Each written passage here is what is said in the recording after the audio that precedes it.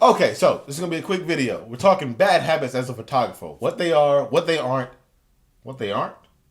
and some things you can do to avoid making these mistakes. Roll the intro.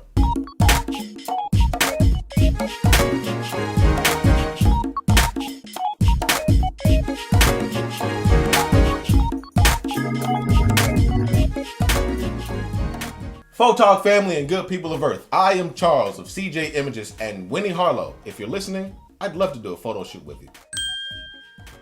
That's what. Let's talk about a couple bad habits that photographers make. These are things that we get trapped doing or start doing in the beginning that we don't understand are actually bad things to do.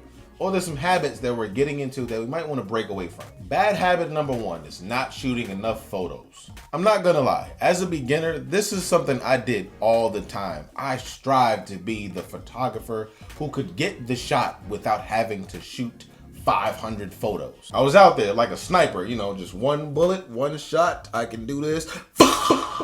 Not knowing that maybe that shot wasn't in focus or that shot wasn't composed properly. Maybe the shot was underexposed or overexposed. I may have done something wrong, but I knew from the back of my camera screen, I got the one shot. You gotta shoot more photos. I'm not just saying that because it's a thing to say. You have a digital camera, so you can take a lot of photos. And taking more photos will ensure that you got the right photo, the one that's properly exposed, the composition is right, the lighting is right, the pose is good, the facial expression matches, the eyes are open, all these other things. But trying to get that shot in just one shot really lowers your odds of actually getting that shot. You have a digital camera, so use it and take way more photos than what you're taking right now.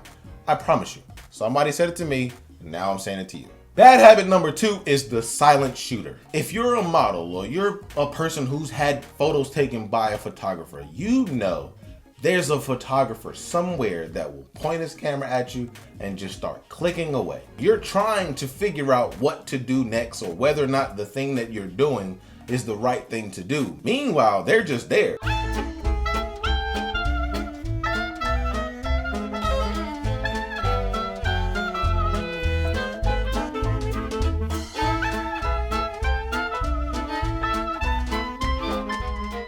All right, let's move on to the next section. What? It's like you gave no feedback. A person in front of the camera oftentimes is a little nervous about what they're doing, unless they're an experienced model. As a photographer, it's your job to help them out. You got to give them some feedback. Let them know whether or not the pose is good or the pose is not. Yes or no, or there you go. Nice work. Good job. These are all words of encouragement, positive reinforcement to let them know it's going pretty well. Being the silent shooter, there's no communication. So if your model poses the wrong way and you have no photos in your collection, maybe it's partly your fault. There's often times where you can correct the model. Bring your hand down, or leave your hand right there. You'll see it, they're in between poses. Just hold that right there. I like that for a couple shots. Or move your fingers through your hair or something like that. It's some type of direction that you should be giving throughout the shoot to kind of help the thing go along. You want it to be smooth, not so rough, and you don't want them to try to figure out what they have to do next. So give them some direction. Say something.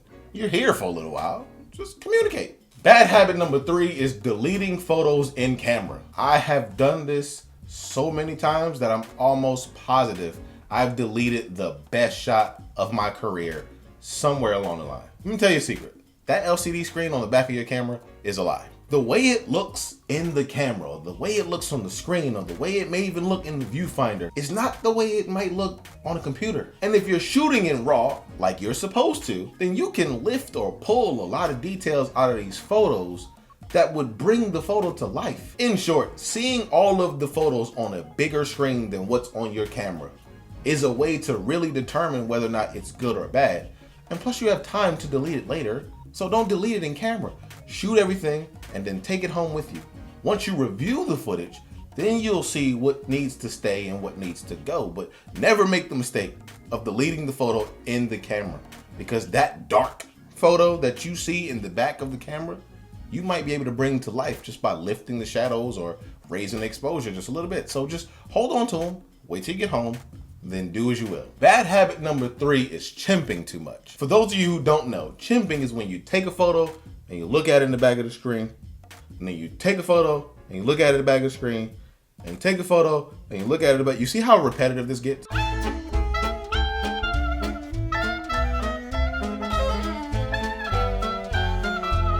Chimping too much takes away from the time spent on the actual shoot. It should take you probably 1, 2, or 3 shots to get proper exposure, even with added lights and things like that. So once you have your exposure locked, then you can just start clicking. You pretty much know how the lighting is gonna look. Now you're just worrying about the pose and the exposure, which you can either find in the viewfinder or in the back of the screen when you're shooting, if you're shooting live video like I do. The need to constantly check whether or not the photo is good by clicking and looking down and clicking and looking down is a bit too much. It takes a little bit of time out of the way, and it kind of makes you look like you don't know what you're doing. Now, if you don't know what you're doing, that's fine, but you don't want to look like you don't know what you're doing, if you get what I'm saying. So dial in your exposure and try to get it proper within 3 to 4 shots. And once it looks good on the back of the camera for the first time, you're pretty much at it. Just go and do your thing.